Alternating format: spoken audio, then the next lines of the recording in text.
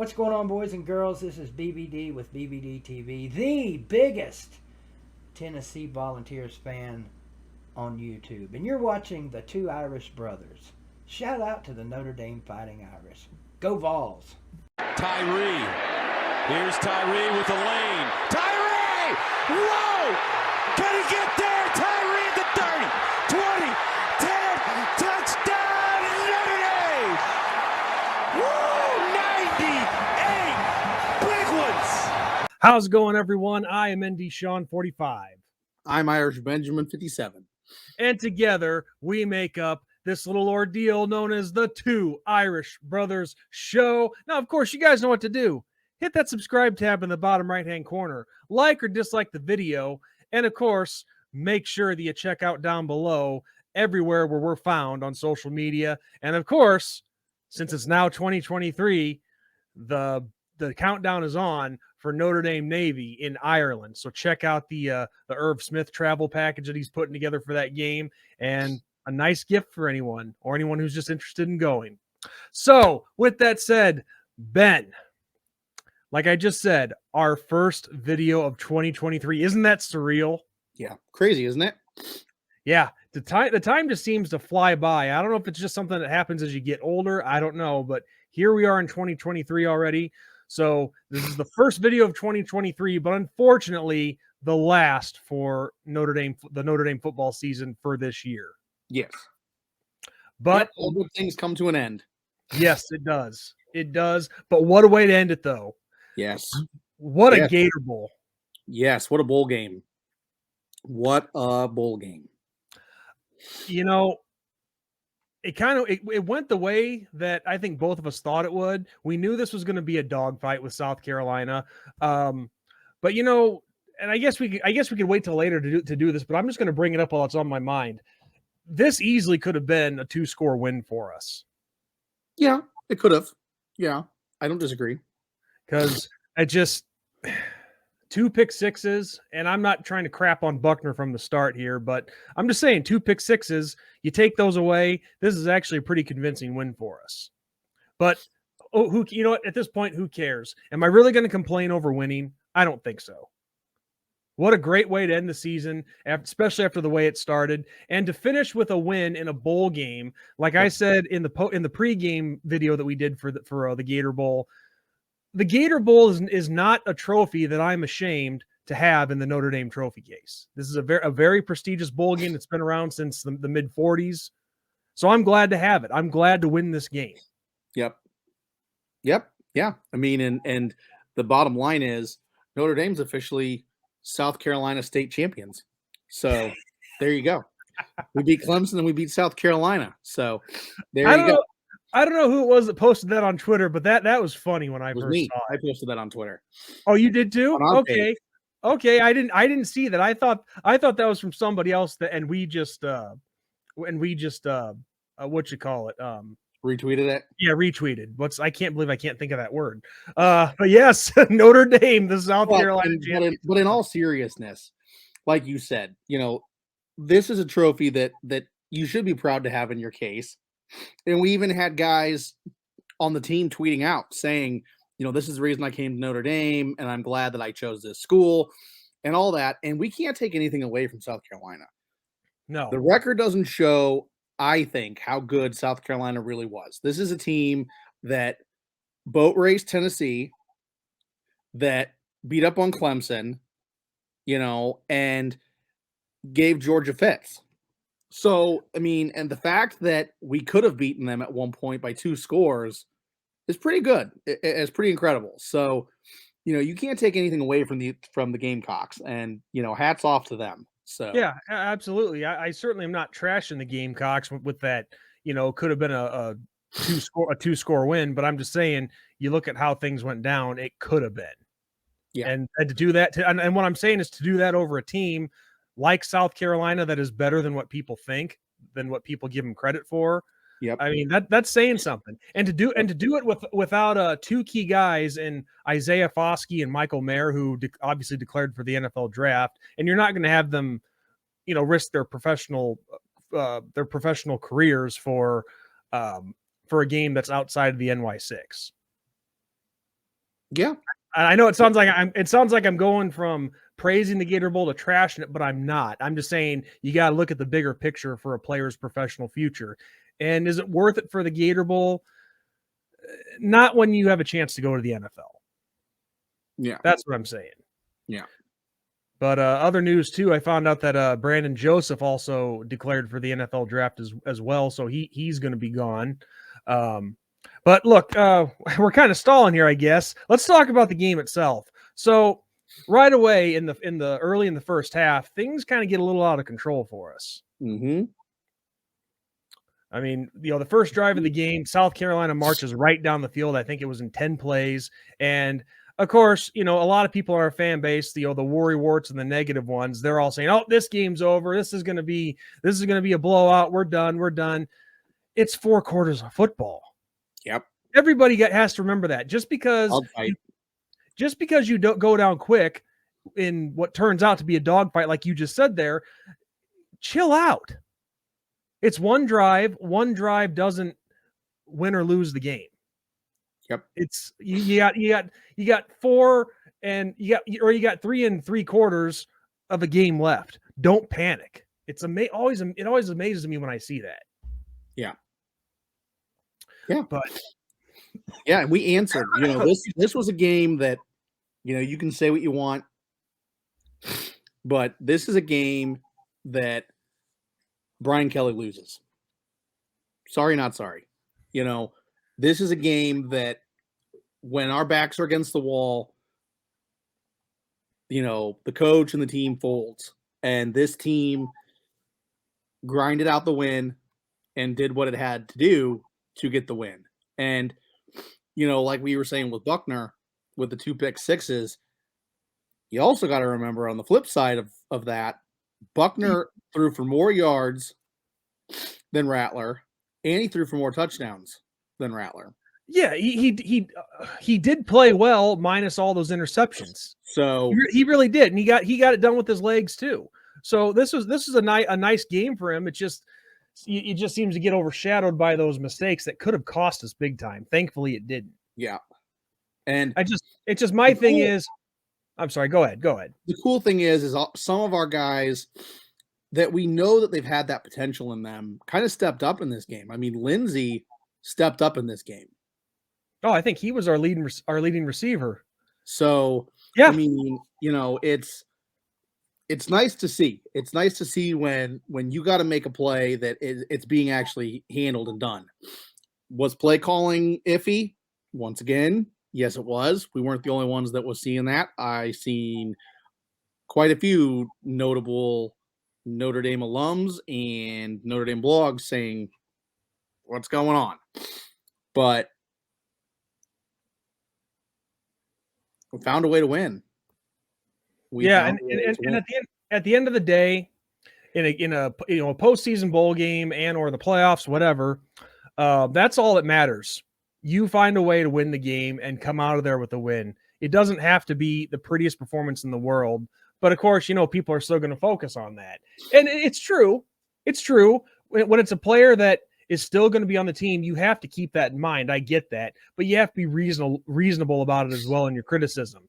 And yeah, I'm sorry, but Tyler Buckner should have known better to throw those passes that got picked off for touchdowns. Yeah, and well, in the second pick, why is that even a pass? I'm sorry. Yes. Why did we not learn on the biggest stage in the world for football in the Super Bowl with Seattle and New England? Yes. Don't throw a ball like that.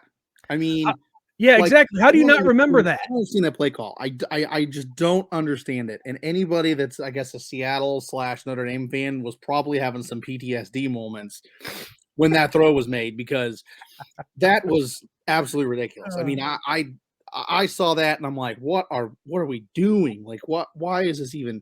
We have a bruiser in Estime. Oh, he was on that one drive alone. He was tearing it up. Why wasn't that ball ran in? Like, I just don't understand that. But it's South Carolina made a good play and they took full advantage, and the rest is history. Well, and Yeah, and it's like, why abandon something that's working? I'll never understand that. And that's why when we have been critical of Tommy Rees, that's what it's for, because a lot of the times he's abandoning what's working and trying to be cute. No, you go with what's working and you stick with it. Right. And look, if he's on the hot seat still, understandably so. It's like all the good moments that he has had from up in the booth, he just seems to erase it by doing something stupid like this. So yeah, I mean, yes, I agree that pass should not have been thrown by Buckner, but that one all began with Tommy Rees even making the call. Yeah. So, Yeah. but And I'm still very curious, and I would love to have this answered, and I know I won't get an answer, but I would like to know why our guys aren't allowed to audible. I mean, I cannot think of one time this season, this whole season, where we've seen a legit audible in the situation where the play should have been changed. And I don't understand. I don't understand that. I just don't get that. I don't either. I wish I had an answer for you, but I don't. But all in all, I mean, Estime led the way in the rushing game. Was 5 yards short of 100 yards. Here's looking at you, Tommy Rees. We sure ran that ball in.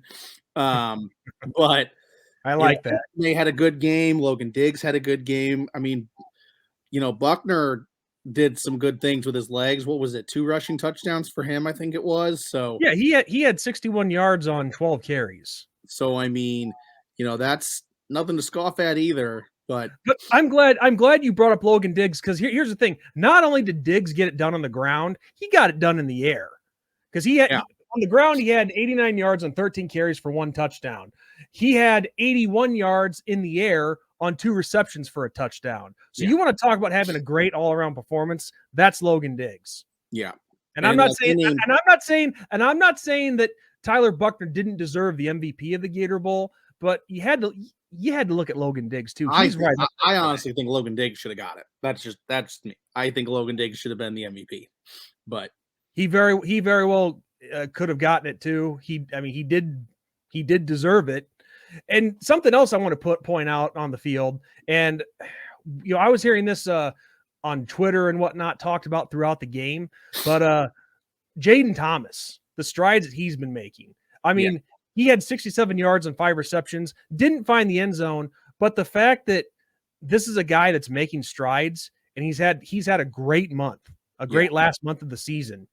That doesn't go unnoticed, and it shouldn't go unnoticed. Now, of course, the only disappointing thing in the passing game is again, where is Brandon Merriweather? Tobias Merriweather? Or Tobias, I'm sorry. Well, I'm he sorry. had 3, and that's what I was going to ask you. You actually took the words out of my mouth. Are you feeling okay with Merriweather? Because we did see him leave this game with an injury, and it made me really nervous because we saw him and Morrison leave the game with injuries. And of course, Morrison has another interception. Granted, it was in garbage time in the second half, or the first half, but what a season for that kid. Yeah. But I mean, it makes me, it makes me a little nervous that both those guys got hurt, So, there was 3 targets and he didn't catch the ball on any of those targets, Merriweather. So are you saying that maybe he was limited because of an injury? And that could be a reason why. I don't know. I don't know. I have to go back and watch the game watch that a little more closely because of everything else that was going on with the game. But yeah, I don't know. I don't know about Merriweather, So it's a tough call. It wouldn't surprise me if there was something that the coaching staff was keeping under wraps about him, like an injury or something, but you have to wonder why he hadn't been seeing the field all season. And if he got, him leaving the game with an injury and not returning, that could say a lot as well. Yeah. But are you showing off your shirt? No, sorry. Something happened behind the scenes and I was like, I'm just joking with you, man. No, but I don't know. I don't know what else to say. All I know is we finished the season really strong with a win in a big bowl game that has NY6 caliber to it. But anyway, what do you think? This is something we need to actually talk about. What do you think about Lindsey saying that he's done, that he's hanging his cleats up and he's going into the working world as opposed to onto the NFL. Well, it's not the first time we've seen this. I mean, the biggest example that I can think of right off the bat is back in 2001, I think it was Eric Crouch, who was the Heisman Trophy winner for Nebraska. You think Heisman Trophy winner, he's getting drafted high.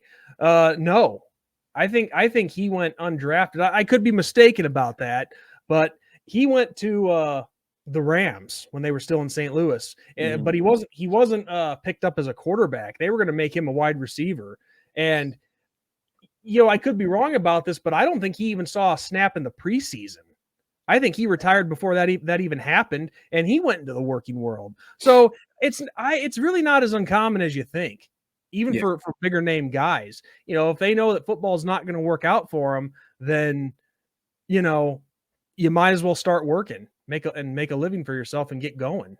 Yeah, and I mean, good for you. I mean, if you use football as your avenue to get where you needed to get to, and then now you're on to bigger and better things. So that's impressive, and that's very admirable. So yes, absolutely. But kind of shifting gears back to the game, it was a good game overall. I mean, heck of a game.